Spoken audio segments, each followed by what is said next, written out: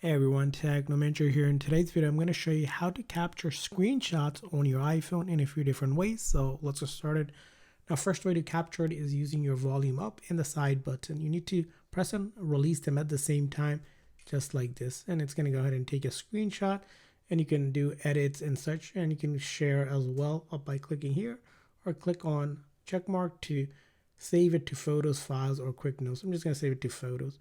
Now, another way to use this to capture the screenshot is just using Siri. If you have Siri turned on in your setting, you're going to make sure on Apple Intelligence and Siri, click on Talk to Siri. You're going to simply say, "Hey Siri, take a screenshot." And as you can see, Siri can also do that for you. Another quick way to also take a screenshot.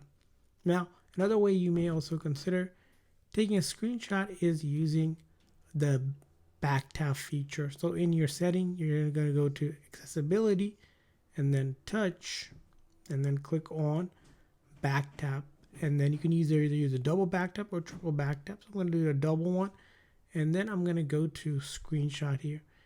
And with this, what I can do is just tap on the back glass twice and it will take a screenshot like it did right now.